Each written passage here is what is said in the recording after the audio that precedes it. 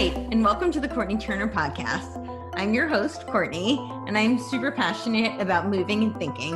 On this show, we are going to dive into all things health, fitness, personal development, lifestyle, and political, sociocultural. I've always been fascinated by people, and I love learning from the experiences and stories of others. This has been a treat for me, and I hope this is enjoyable and useful for you. As always, if you have any questions, comments, or any way that I can make this a better experience for you, please don't hesitate to reach out. Hello, welcome to the Courtenay Turner podcast. I'm here today with Marcy Barker. She is a health and fitness and life coach. She is also on a reality show. It's called Ace in the Hole. How are you doing today? I'm doing super great. Thank you for having me here. You're welcome. Thank you for being here. So for my audience and my listeners who may not know too much about you, tell us a little bit about what you do and how you got into fitness and life coaching. Cool. I am Marcy Barker. I'm a life and fitness coach. I help people shift habits with exercise, nutrition, and mindset. And my ultimate job is to help you be a very good listener to yourself. And I have a degree in physical education and health. And when people ask me how I got into it, it's kind of a funny story because I was married at 18 years old, and I was blessed to marry into a family that cared about education. So my mother-in-law said, "You're going to go to college." And I was like, "I think I'll just have babies." And she said, "You're going to go to college and you're going to get that piece of paper for my wall." And I said, "You know what? PE, that's probably easy. You know, the PE teachers, they just make people run laps." And so I ended up getting my degree while having babies. So I graduated college with, while I was pregnant with my third baby. I have 4 kids, 4 girls. I still have my brain. I'm not crazy yet. And as somebody who wanted to raise my kids, I taught fitness classes at the college. And then when I was done with college, I said, I'm going to stay home, but I still like to be in the gym and get to know people. I am 93% extroverted, so I have to be talking to people. And my husband is the exact opposite. He's a computer programmer. So when I became a personal trainer, he said, "You need to do this on the internet." And I said, "That's really stupid. That's a stupid idea because you're taking personal out of personal training." And he said, "No, you need to do it." And he was right. And so I started my business called Fun and Sustainable Fitness in 2015. And in the first year of being open, my programs hit almost every state in the country. So that's kind of how I got into it. And now 90% of what I do is online, and it's fun. Wow. Okay, I have so many questions for you out of that. But one is the title, Fun and Sustainable Fitness. So for me, I don't know how much about my journey you're familiar with, but certainly my audience knows a lot of fitness for me is really so much tied to mindset. When I was doing motivational speaking, it was really, I would talk about my personal story and how I think it was such an integral part of my healing. And certainly the physical aspect of it is pretty obvious. I don't really usually have to do too much convincing for people to understand that connection, but really the emotional, mental, and spiritual component, and it is, so intertwined, and it's so powerful. And I have my show, When, What is Movement, where we explore all of that. And yeah, that's really what drew me to you in the beginning, was your love for moving your body in a joyful way. And people forget that.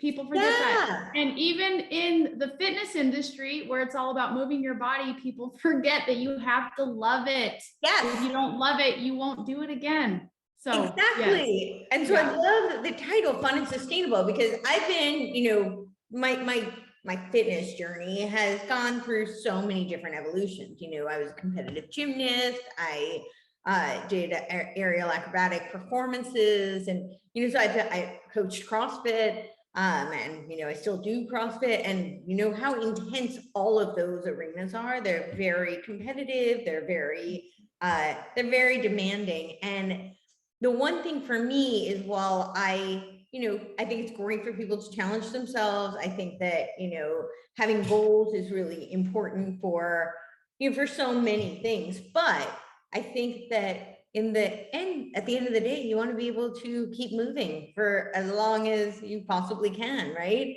So I like this fun, sustainable component of it. Tell me, this was very long-winded. So all this to say, like, please, but I wanted you to understand a little bit of where I'm coming from with all of it. But I'm curious what that means to you and how does that translate when you're working with your clients? Yeah, fun and sustainable. I feel like I lucked out because every good program, life, business, it should all be enjoyable and something that you can sustain for a long time. The reason why I focus on it is because your brain is wired for three things: to feel pleasure, avoid pain, and conserve energy. So when you help somebody create habits that their brain says, we like this, we want to do it again, yeah, that's where habits become solidified and your life just becomes easier because you're not busy making all of these tough decisions all the time. So I have also been through, as a fitness instructor, I can teach every format out there minus yoga. I'm a better student than I am a teacher. I like to talk too much.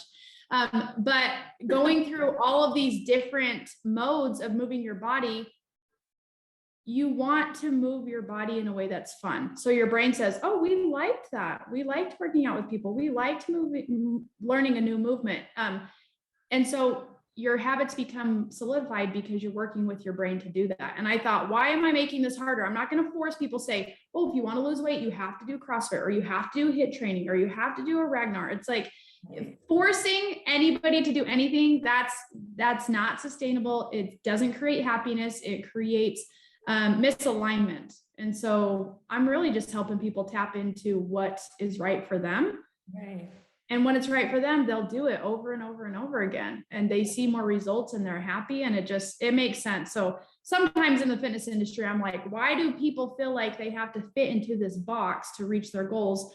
When in reality, there is no box. It's you. You're a human that adapts, and it's fun to adapt too. And I love too, when I was looking into all your stuff, I was like, this girl, she knows what she's talking about, because people have to be happy. And I was speaking at a retreat last week and somebody said, well, what's the best exercise you can do? And I said, the one that you're going to do. Yes, I always say that. The one you're going to do. The one that you're going to stick to. And so like, I've done CrossFit. I have loved CrossFit, but I don't want to keep doing it. So I do pole fitness, and that's so much fun for me on a pole. Right before the lockdown started, I was supposed to do a competition. Yeah. I joke with people that it's pole fitness if you keep your core nice and tight, but the second you arch your back, it's pole dancing. So I do pole fitness. But that is really funny. Well, I have a very minimal back flexibility, and I have a very strong core. I actually have a theory on this, and this might be interesting to you, but I was born with hypotonic limbs. So my theory is that my core tends to fire first because it's, it's most familiar for me, which is a better problem to have, like as you. Yeah, it's an advantage. Core to extremity. Most people do the opposite. But I tend to compensate that way, and back flexibility is not my strong suit. So I do pole fitness, not pole dancing, but yeah. But pole dancing, some of them are, especially the ones who can do both. It's just really impressive to me. I know that I'm talking about making it a Olympic sport, and it really is another form of gymnastics and acrobatics. So, when done, that way. Yeah. Absolutely. So, and ultimately you just have to do what is fun and enjoyable to you. Like, that's really all it comes down to. You have to just love it. Yeah. Yeah, totally. So tell me a little bit about how that integrates with life coaching, because I always say that movement is a metaphor for life. I think that it's a really great tool to teach people how to overcome challenges in other areas of their life. So I'm curious about how you integrate those two. Yeah, perfect. So I started out as a fitness instructor, moved into personal training, got into nutrition, and then I was seeing a lot of success with my clients reaching their physical goals, but they still weren't happy. And you can just tell, scrolling through somebody's Facebook, what kind of things they're dealing with. And so I had this one client that was just sort of complaining about everything. And I said, we worked so hard to get you where you were at. It's a bummer that you're not happy. And I realized that as a coach, I had to step out of let's sculpt this body into let's sculpt this life. And I was going through my own challenges at the same time. I like to just call it family drama because people can relate to that. And I learned that I had to separate myself from damaging circumstances. And I thought, what? I help people do this with food all day long. If Wendy's doesn't make you feel good, stop eating at Wendy's. If drinking too much soda doesn't make you feel good, then stop drinking so much soda. If this person makes you feel like garbage, then stop talking to that person. Right. And so I learned that with my own mastery of my physical body, I could translate that discipline into mastery of my mindset or my environment. And this really hit home for me when I started learning more about mindset. And I struggled with postpartum depression. And I was talking to my dad and he said, "How are you doing?" I was like, fine. and he said, "If you ever think about hurting yourself, come and talk to me first." And I thought that's really weird because me and my dad don't really talk about our emotions, and he's not a healthy physically person. So it was weird to take any sort of health advice from him, but it piqued my interest. And I was like, that's weird. And so I said, "What do you mean?" And he said, "There's 11 kids in my family and all of us have been treated to some degree for mental illness, anxiety, depression." And I thought, oh my, if this is happening to all my aunts and uncles, and I learned that my great grandmother died in a mental hospital. So there's a lot of parts of me that I'm like, oh my gosh, if it happened to my great grandma and my grandma's mental health went downhill before she passed and my dad is dealing with lots of crazy stuff, what am I going to do about it? Right. And I figured if I know the mechanics of getting my body in shape, then there's got to be the same process for my mindset. And so I really dove into it. And as I did this for myself, I realized that I had a platform to help women recognize that it starts from the inside. And a lot of things just sort of came together. And there's a quote I ran into 15 years ago that I've always lived my life by. And it just was heaven sent that it fits right into my business. It is, true happiness comes only when our spirits learn to control our bodies, training them to be governed by the laws of God. So I was hit with another, divine slap in the face of your body is a gift to fulfill what is in your spirit, to fulfill your purpose. And on my grandmother's headstone was basically an apology from the hospital saying, never again will we remove somebody from society without getting help, or she was wrongfully removed, meaning she didn't get the help she needed to recover. And I could go into the whole story of what actually made her crazy, but the fact was she was suffering from postpartum and they didn't know that that's what it was. She was suffering from PTSD and they didn't know what that was. And so in my family line, I thought there's a lot of very clear physically unhealthy people. And I've already got the physical part down. So how can I use that to transition into mental health? So now, sometimes my clients are like, tell me what to eat, tell me how to exercise. And I'm like, that's it. It doesn't matter. It honestly doesn't matter what you do. What matters is that you learn how to pay attention to what you're supposed to do and you act on that. Where fitness falls into place is that your body needs to be able to walk you through new patterns. It needs to be able to take your body to the next place. And if you're hurt, if you're injured, if you're physically unwell, that takes all of your energy. It takes all of your time. It takes away from what you're supposed to be doing. So I could keep talking and ranting, but that's why I wrote a book. So there's a lot of experiences of why the physical body is simply here to live your spirit. So anyway. Yeah, it inhabits your spirit, right? Yes. That's the physical embodiment of it. Yes. Spirit. Yeah, absolutely. Wow. So what is the book about. So that's, I guess, what the big book is about, and what compels you to write it. Yeah, my book is called The Accountability Code, Wake Up and Show Up. And it's about taking all of the gifts we've been given, whether it's through trials or hard times or just epiphanies of this is our life. A good example is when you see somebody and you're like stunned into awareness of like, oh my gosh, this could be me. So in my situation, it was my grandma went crazy. My great grandma died in mental hospital. My dad is struggling with this. And I was awoken to saying, oh my gosh, this could happen to me. How must I act differently to change my life? So the accountability code is a lot of different examples of how I've been able to change my physical body because my spirit was led to do something different. So it's a real, I mean, some stories in there are pretty deep.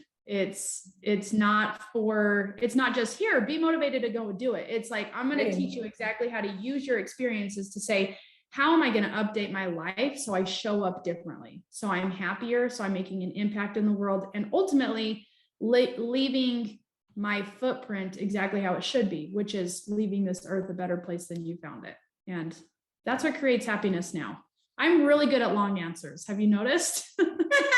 That's the answer. My book is called The Accountability Code, Wake Up and Show Up. Yeah. I can relate. I have long answers and I ask long questions. So little fun fact about me. I think when I first was going to start the podcast, somebody was telling me that, 15, 20-minute podcasts are really successful.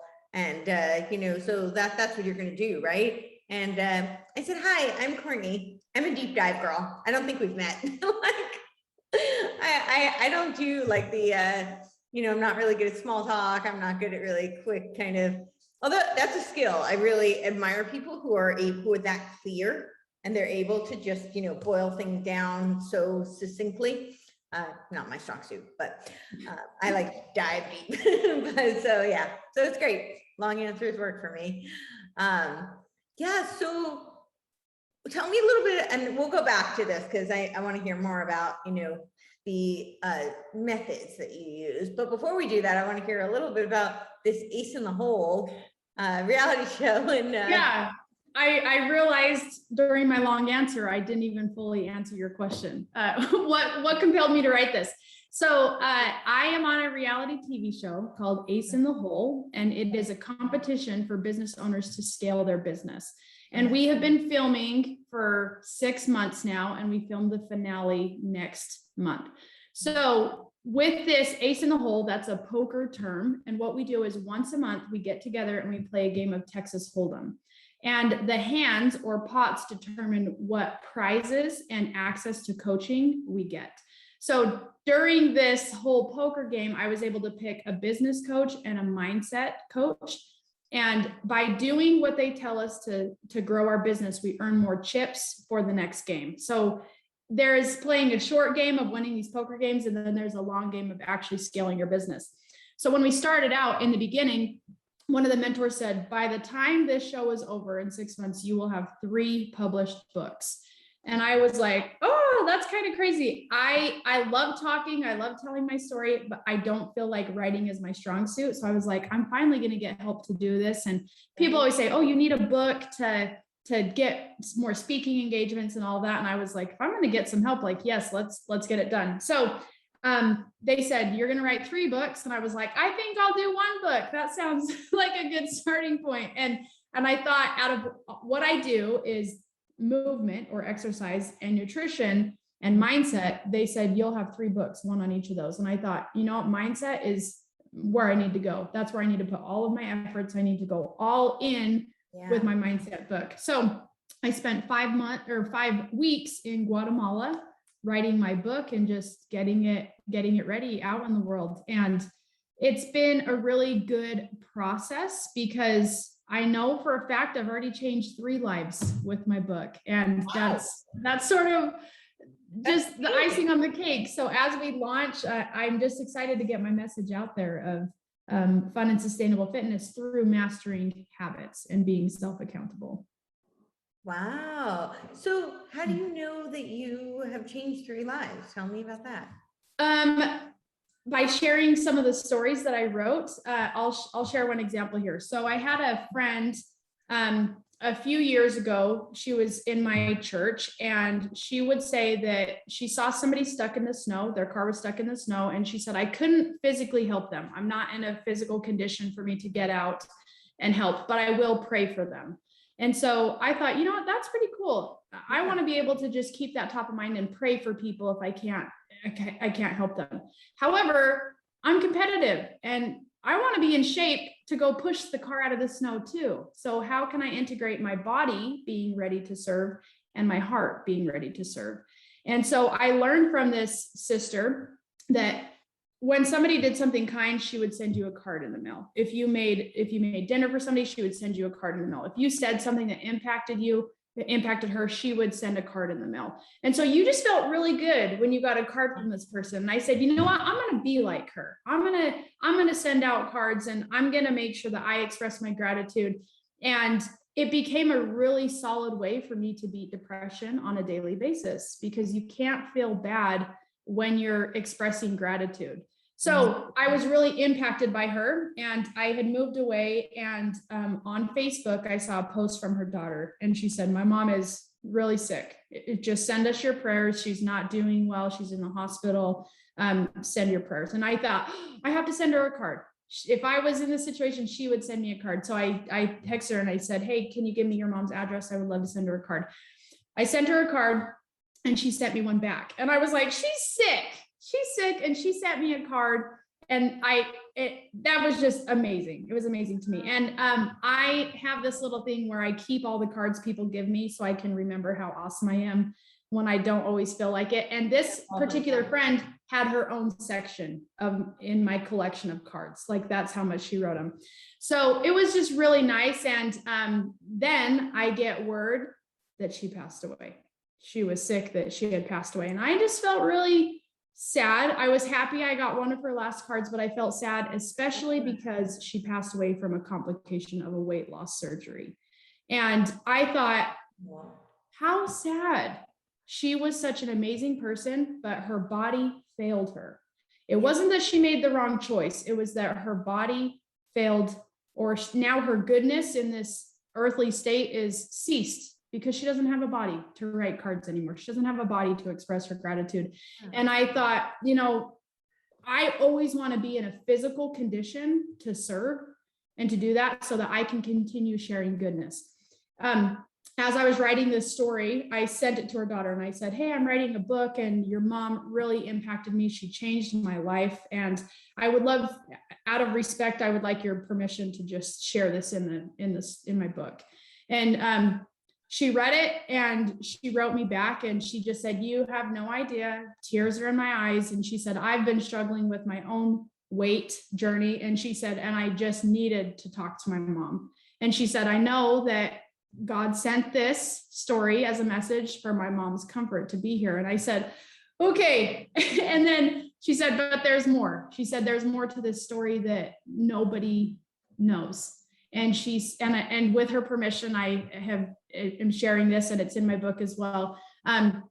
While her mom was contemplating weight loss surgery, her 6 children said, Mom, don't do it. Don't do the surgery. Your body's not healthy enough. There's too many risks. You don't need a weight loss surgery. And she continued to say, no, Heavenly Father, or the Lord, God is telling me I need to do this, that it's what I need to do. And as a result of her making that decision, all of the kids stayed in touch. They all had their phones. They're like, here's what's going on with mom today. And they were communicating every single day about their mom. And so they became closer. And when their mom passed away, one of the brothers confided in his siblings. He said, I am going to commit suicide. This is too much. This is too much for me. And I'm done. And because they were used to texting each other every day, he didn't do it. They were messaging him and he changed his mind. And here's the crazy part about all of this is all of the kids firmly believe or know in their hearts that their mom traded her life for her son's. And I was just like, oh my gosh, like this is a big deal. But the important message here is that my friend listened. She listened to what she needed to do. And sometimes we don't always know the outcome. You know, people can judge and say, oh, she had a weight loss surgery, she just would have exercised. It's no, that's not what it's about. It's about following through on what you know you need to do, because you have no idea what the outcome is going to be. Mm-hmm. And so for me to hear all this, it gives me comfort in saying, how can I take care of my mind and my body so that I'm always in a position to listen to what God is telling me to do? Because you never know who you're touching, who you're supporting, who you are being a strength to.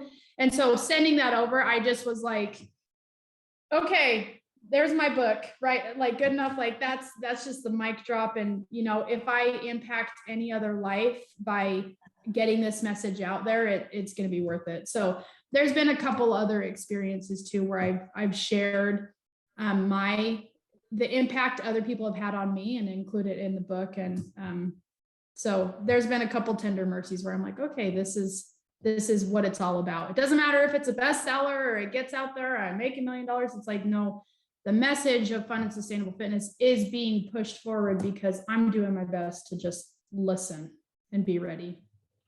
Wow, that's so beautiful. Yeah. And I love your outlook of being able to take something that was so tragic and seeing, you know, the positive and seeing what the silver lining and the blessing that was imparted as a result. So yeah, that's really awesome. I think it's really hard for people in times of hardship to see silver linings and to see, you know, that there is an outcome that they couldn't have been privy to beforehand. So yeah, and I don't know how much you believe in God or the power of being his hands in a way. And I feel like when we are working on ourselves physically, mentally, emotionally, we're going to be given those messages that can help other people. And I firmly believe that's why I was given daughters, all girls. I don't know what I would do with boys, but I've been through a lot and I know a lot, and I coach thousands of women, and my job is to help my daughters. Yeah. And the very best way I can do that is to pay attention to the messages and teach them how to pay attention to the messages they're getting too. Because they're going to move out one day and they're not going to be forced to be around me. And I want them to be able to find that self-mastery where your spirit says, here, body, here's what we're going to do today. We're going to take ourselves to talk to that person. We're going to take ourselves to the mailbox to send the card. We're going to take ourselves through the ability to breathe, do meditation. Like, you need your body for all of those things, and those physical patterns and habits invite the messages that you need to hear. Yeah. The other component of physical mastery is that it makes you so much more self-sufficient and sovereign, so that you are in a better place to be able to serve. We can't do that if we're depleted. So yeah, definitely. I heard at a conference recently, you can't give to charity if you're still a charity yourself. Right. And yeah. I was like, oh yeah, that's really true. The same is true for, the body, our physical health. It's hard to give to others when we're depleted, just like you said. Yeah. Yeah. So I'm always a big proponent of, people, especially in times like these, should take ownership of their health. That's one of the things they have some control over. You don't have complete control over it. You work with what you have and you want to optimize that. So, and then from there, that's a good launching pad for other, areas of life. So yes, definitely. Can I ask you a question? Yeah, sure. When you were feeling down in kind of like a depressed spirit state, what's something that you do with your body to get out of it? So I'm very much I really it's not always the same. Like, I go based on feel and based on, but for me, it really will depend. You know, it could be simple as going for a long walk. It could be like, sometimes I need to be around people. And, you know, you were saying I tend to be extroverted as well. Although I kind of, a lot of times I'm like ambivert, you know, so sometimes I really need that. And other times I really need the, you know, to recoup in solitude. So sometimes that's a huge, but movement for me usually is a very social kind of component. I really do like that aspect of it, but sometimes I need to clear my head, and like a long walk will do that. Sometimes I need the intensity, and it's like I need to just not think, you know. I actually had a trainer years ago, he used to say that to me. He's like, most people, my job is to like really push them physically, and he's like, that's never my job with you. He's like, my job is to make it so that you don't think for an hour. If I can get you out of your head for a full hour, I've done my job. Good.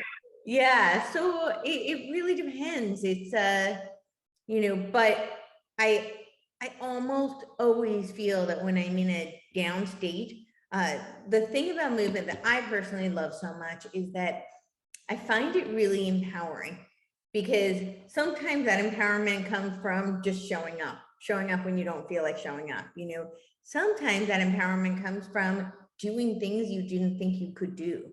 So I tend to, having had the gymnastics background, I tend to really love skill-based type movements, because it's very mind-body integrated. And for me, that's very rewarding. It's, you know, doing something that like requires, you know, all of you. And a lot of times it's things that seem completely impossible. And then just being able to master a little bit along the way, that's really empowering. And I've seen that when I worked with, you know, clients or, you know, coaching classes as well. Like people, I always use the example of push-up, because when people start CrossFit, a lot of times if they don't have a strong fitness background, they're like, I'll never be able to do a push-up, especially women. You know, I hear that all the time. Then when they get their first push-up, it's like, oh my gosh, I did that, you know, I can do anything. Yeah. So I love that aspect of it. But yeah, it's one of the, and I think the other thing about it too, sorry, it's a very long-winded answer because there's so many components of it, but the other part of it is the consistency. So it's something that, you know, they say that people who are suicidal, having just like one thing to look forward to, it could be like wanting to know what's going to happen on their favorite TV show next week, is enough to save their lives. And I think for me, always having the consistency of my physical training, it's the thing that when I'm not in the best mental state, emotional state, it's the thing that I know I can get up and do, and it will be completed, and I will have been better for it as a result. And I will probably enjoy it as well, feel better. So yeah, so it wasn't a really concrete answer, but yeah. No, I love it. It all fits into, I mean, when you're able to demonstrate, here's what my body is telling me, here's how I like to adapt, here's like how I like to change. That's all stuff that people need. They need to recognize that health and happiness is fluid. It can change and it can adapt. And yeah, I love that.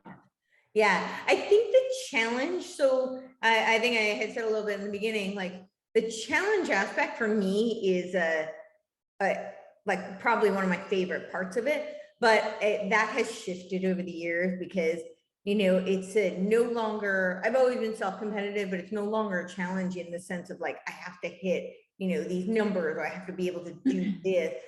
Because for me, it's more about, I just want to be able to continue to move, but there is still the challenge in that time frame, you know, like right then and there, what is the challenge for me today? And for me personally, I think one of the great things about movement is it's so tangible.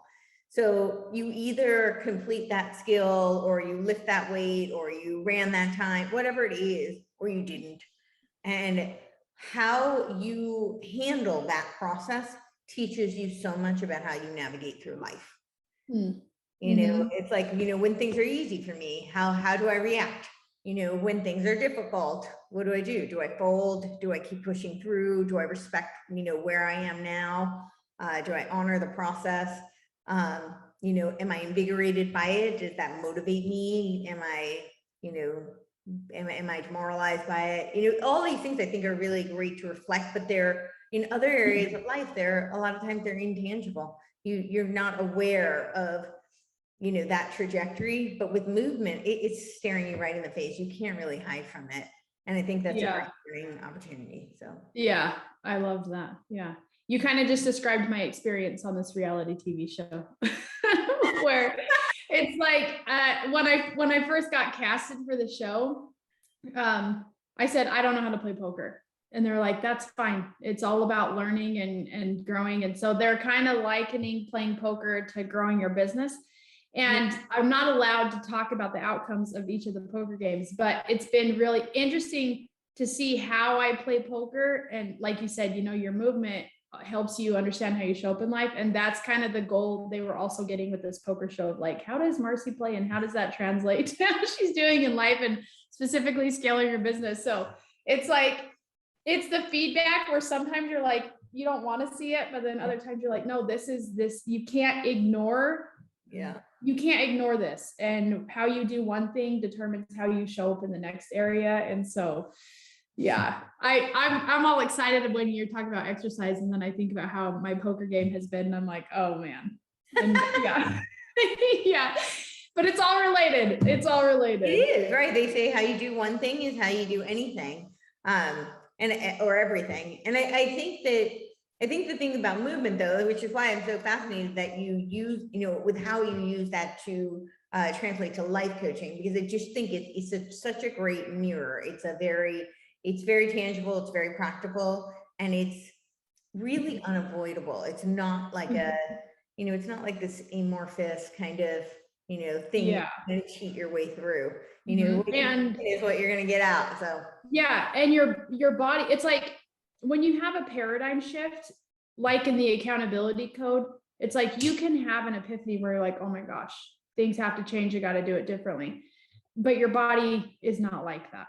Your body isn't like, oh my gosh, we have to be 30 pounds lighter. Like, we understand now. Like, no, you have to get there. So you have to develop the structure of repeating these habits or these affirmations that move you in the right direction. So yeah, the body is really interesting in how it works, but it's the very best gift we've been given right now. So we just got to learn to take care of it. And so that's why life coaching, I can't see myself as a life coach without the fitness aspect. And because there are a lot of life coaches out there that I'm like, but you're not even talking about the exercise. You're not even talking about how they feel day to day, or their energy levels, or like how they're feeling their body. So it's been really amazing to put those pieces together, because yes, your body dictates the house for your spirit. And so you have to address it. You have to. Yeah, absolutely. But I like that you address it as not being separate. You know, I think that's something really missing from the fitness industry, is a lot of people are so focused on the physical. And I think that is misleading. And I think that leads to a lot of what you were saying, where people may reach their physical goals and then they're still unhappy. I'd like to hear a little bit about that. Like, what is that process like when you're working with someone who, and how often do you see that, where somebody reaches their physical goals and then they're like, I'm still not happy. I thought I'd be so happy now, you know? Yeah. So things have definitely changed in the way that I message. My messaging goes out, but there's one client, and her name is Amy, and I found her in a Facebook group, and it was this Facebook group about working out. So I wasn't even looking for clients. I'm just trying to help people with my expertise in personal training. And so she posted a picture of herself in a swimming suit, and she said, I just can't lose this last 10 pounds. This 10 pounds won't come off. And I'm looking at her and I'm like, girl, you look good, but okay. But I said, I know exactly how to help you. If you would like some extra help, just message me and I can help you out. Right. So we get chatting, and Amy doesn't know that she's already reached her physical goals, but she has, in a sense, because her body is not holding her back. She's just trying to optimize even more. So I bridge the gap between why people come to a personal trainer and what they really need in their life. So Amy was this perfect example. She's like, I'm not losing this last 10 pounds. I need help. And so I'm working on her knowing things are going to change, but she's thinking I'm going to help her lose the last 10 pounds. So we talk about, okay, every client I have, I hold them accountable to sleep, self-care, water intake, and movement. So I asked her, how are these things going? Okay, well, movement, perfect. I'm in the gym 5 days a week. And sometimes I even go hiking. Like she's all about burning the calories. Right. Self-care. She's like, oh, well, my exercise counts as self-care. I'm like, okay, sleep, self-care. Then there's water intake. She's like, I'm good on that. I drink water all the time. And then sleep, self-care, water intake, movement. So she gets it all done, you know? So in her mind, she's doing it. She's like, sleep is great. I just work out extra hard and that makes me tired at night. So I sleep. And then she's up and doing her exercise again. So physically, I would ask her, okay, how are you doing on a scale of 1 to 10, rate yourself 10, 10, 10, 10, 10. Okay, cool. Well, obviously there's a problem because there's this 10 pounds you don't want to lose. So I said, let's go a little bit deeper. Let's talk about your nutrition. So she's like, okay, I have it all. I've been tracking my calories. Like, you know, she has it. So we look at it and I'm like, okay, you're eating 1,000 calories. She's like, yep. And I'm like, okay, so let's talk about this. Everybody has their BMR, their basal metabolic rate. That's the amount of calories your body needs at rest to sustain life. With Amy, she has a ton of lean mass. And so she's going to need even more calories than she thinks she does. So I tell her, hey girl, you're under eating by like 400 calories on a resting day. And on the days you exercise, it might be like closer to 600. So I told her, let's improve what you're eating. And then let's take a look at the scale. Okay. So, because she cares about the scale and I care about the fact that she cares about the scale. So we address it. So we're taking care of eating, and that's part of your job. Yeah. Yeah. And validating, because in what I do is we want to maximize the good behaviors. We just want to congratulate the crap out of them because we want them to repeat. But for her, we had to change, okay, what are the things that are not working? So we're looking at her calorie intake. And I said, okay, you can either stuff your face and get up to your calorie range, or you can step back on those extra workouts, or you can have more servings, whatever, go up by 200 calories. So I said, follow these recommendations and let's chat again in a week. Okay. So she does it. She's tracking her progress through my app. And so I can see what she's working on without me being like, do this all the time. So I was like, okay, how are you doing? How's it going? And she was like, I know that I came to you because I wanted to lose 10 more pounds. She's like, but I don't really care about that anymore. And I'm like, we did it. And so I said, that's awesome. I said, tell me what changed. Yeah. And she said, I had no idea how good I would feel when I would take care of my body in the way that I've known I needed to. So she knew she was restricting herself. She knew she was exercising too much. She knew that she looked good in a swimming suit already. But there was something about her that still pushed because it was a habit or a cycle that got her rewards. She was feeling pleasure when she would get compliments from people. And so she was like, I don't care about the scale anymore. I don't care about the 10 pounds. And it was because her body gave her feedback, positive feedback for taking care of itself. Right. And a lot of times people think, like Amy, her before version, she's like, I'm doing great, 10, 10, 10, 10, 10. And the thing is, people they think they're functioning well. Right. But until they understand what it feels like to function optimally by taking care of herself. So it was really cool because that's what you want.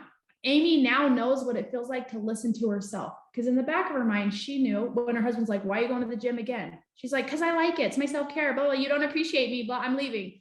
It's like, no. She already knew that maybe she didn't need to spend hours in the gym. She already knew that maybe she didn't need to restrict herself, or she could eat food. And so it was all these factors that like maybe a regular personal trainer would have been like, here's what we're going to do, and really doubled down on being obsessed or stressed about food or exercise. So in my mind, I was like, she doesn't care about the scale anymore.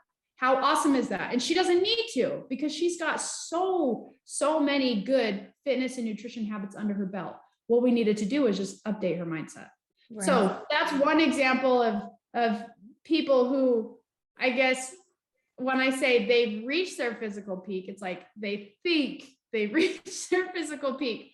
So my job is just to help them reposition their discipline into areas that really make them happy. And what makes us happy is loving the person we are, because you can't escape who you are. You got to live with yourself for the rest of your life. So it's good when you're not fighting with yourself or trying to convince yourself you need to do something different, when deep down you're like, oh, I think there's other areas in my life that I'd like to spend time on. So yeah, that's the fun part for me, because when Amy dies, nobody's going to read her BMI. Nobody's going to read in the eulogy how many pull-ups she can do. Nobody's going to say, here's how many hours she spent in the gym. It doesn't matter. Nobody cares. Nobody cares how much time you spend in a gym. They care how you show up, how you impact the world, how they feel when they're around you. Yeah. All of those things are so much more important. We just have to make sure our body is supporting who we want to be in life. Yeah, absolutely. So beautiful. I'm curious, were there other shifts that she saw in her life, like after, that priority shifted? I worked with Amy years ago. It hasn't been a while. She hasn't worked with me for a long time, but I think the fact that she just didn't care about the scale anymore was enough for her to say, I don't need to be crazy like this anymore. So you know what? I should follow up with her. There you go. I'm going to do that. Well, I'm very curious, like how much that freed up, other areas of her life, and about her, like if she was able to recognize where that pattern could be, repeated in other areas. Yeah, I should have an answer for you. So we will follow up. All right. Yeah. Yeah, absolutely. That would be great. Hopefully she's doing very well. Yeah, hopefully she is. Yeah. What would you say are like the most common challenges you see in working with people, and the most, like, I guess the biggest surprises? Yeah. It could be either way, like positive. Yeah. So I guess there's two answers to that. There's a surprise for me, and then there's a surprise for the client. Yeah. So I guess I'm still consistently surprised that people care so much about their bodies, the way that they look. Right. So when somebody comes to me and they're like, I want to lose 30 pounds in 8 weeks, I'm like, where did those numbers come from? Like, who are you following? Who's making you believe that you need to do this? So I'm consistently reminded that there's people in the fitness industry that are like, here's how you need to look. Here's how you pose. Here's what you do to get rid of stretch marks. Like, so that's always surprising to me, which is why I have to always refocus my messaging of how I'm sharing. Anyway, yeah. And then biggest surprises with the clients are they expect it to be more complicated. They expect, here's what you do for your workouts every day. Here's the special eating plan that's going to get you to the size 2, whatever. Mm-hmm.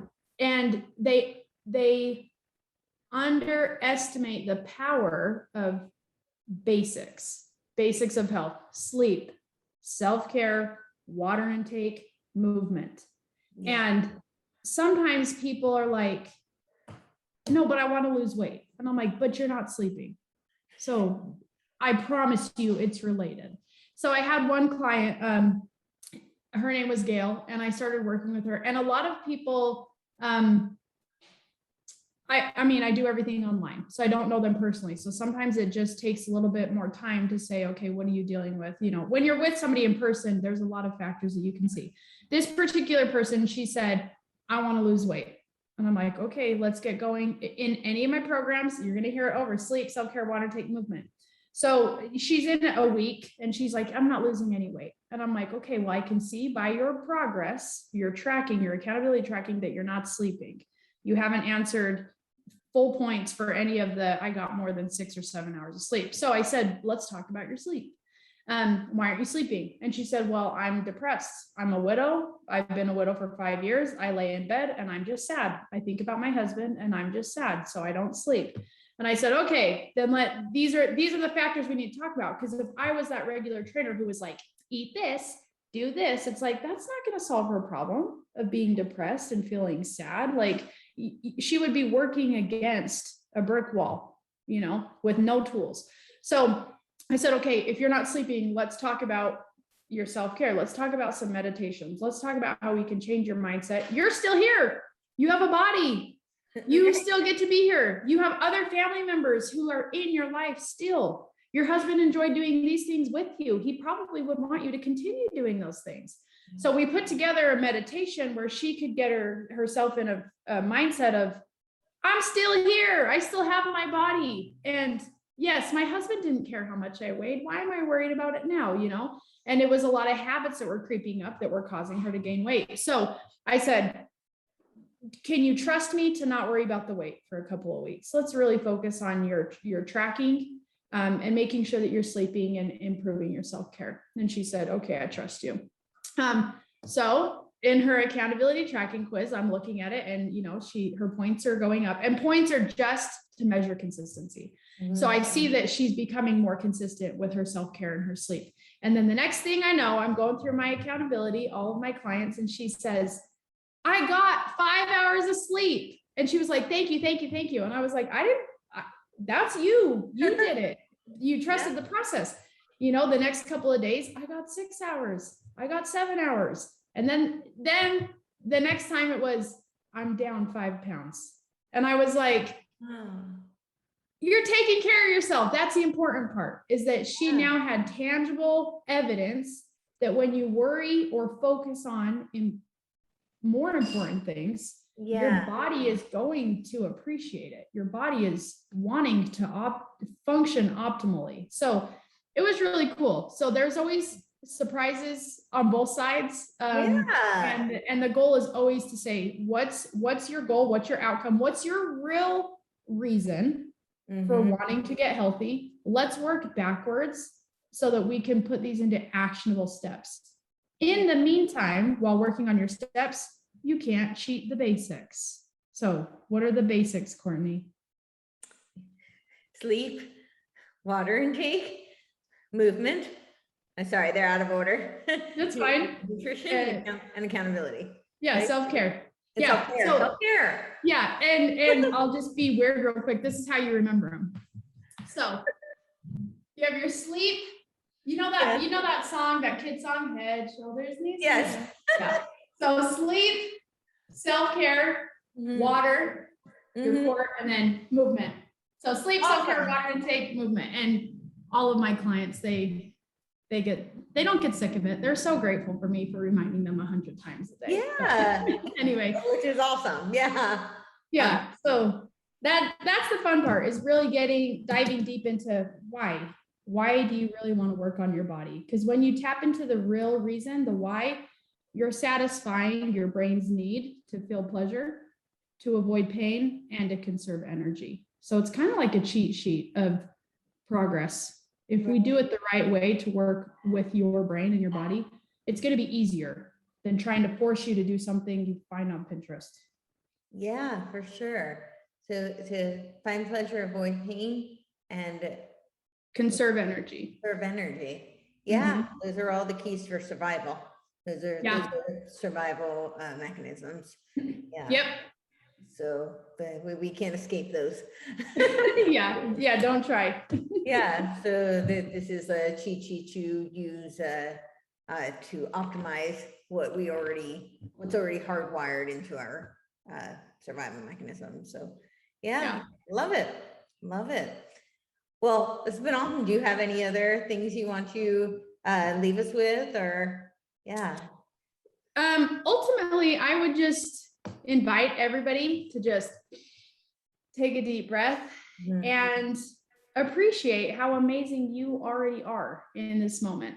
Like where you've gotten right now, it took your version of yesterday to get here. It took your version of last year, took your version of your teenage years, and all the things you did to screw up your kids, like all of that stuff. We're all trying our best. But if you can just say, I'm here in this moment and I'm awesome, and I'm just going to keep being awesome, then that's the sort of desire you need to keep going. And so if I can ever support somebody in that process, I would love to.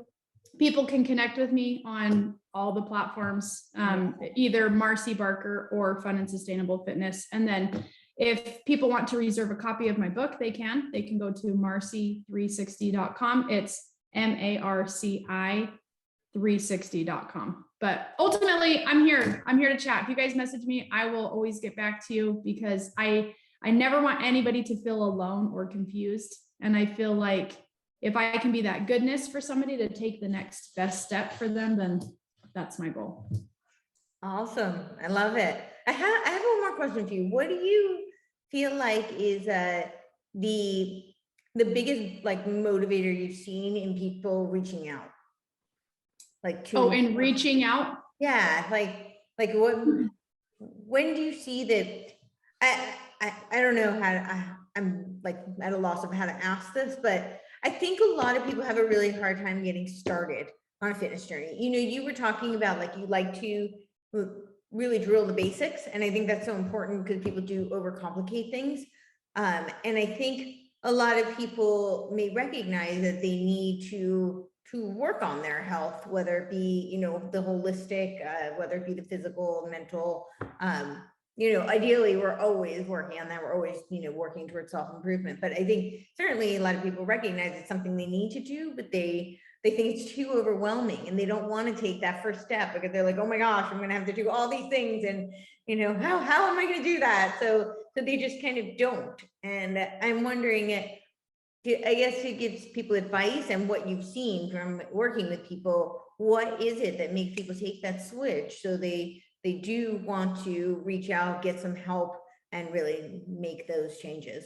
Yes, I love that question, because everybody says, I know what I need to do. I just need to do it. And when you had first asked the question of what makes people reach out, I've noticed that a lot of people reach out to me because they're like, I need more goodness in my life. I need more positivity. They need more encouragement to take the next step. And so I hope that I've made it super simple for people, because I do have programs that are online. And again, if you're watching this and you're like, but Courtenay she just explained how I feel, like it's going to be too hard, it's going to be too overwhelming. Really, what it takes is you being honest with yourself and saying, if I don't take some sort of action, I'm going to continue to be this way. And nothing is going to change until you do. On the opposite side is you're actually going to move backwards if you don't take any action, because our environment is not, the world is not profiting on us being healthy. They're profiting on us being sick. So this is a little bit of tough love from Marcy. Okay. Really, all you need to do is be honest with yourself and say, I need to do something. And sometimes people will just call me their accountability coach, because if you reach out, I'm going to help you in the very smallest way to get you going. Like fun and sustainable, that's what it is. Teeny tiny pieces over and over again. It's not anything massive. So I do have free courses on my website. I also have intro programs that are super cheap. They come with accountability. But again, I want to extend the invitation. If you message me, I'll be here for you.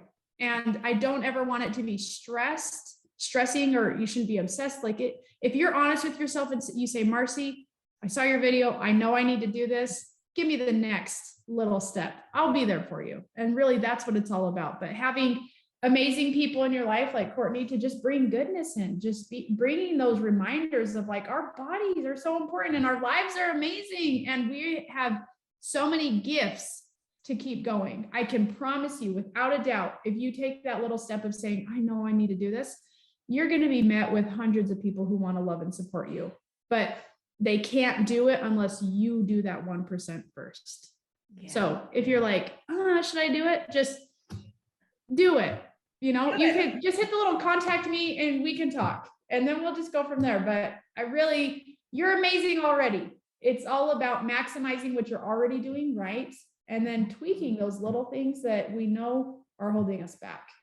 But really, everybody just needs to take a deep breath and be like, I'm awesome. I'm awesome for listening to this. The fact that I'm listening to this is that I care about myself and I want to become better. And I have dreams and I have goals and I have aspirations, and I know that I'm going to do it if I just take the next best step all the time. So that's amazing. Give yourself a hug from me. That's awesome. I love it. Thank you.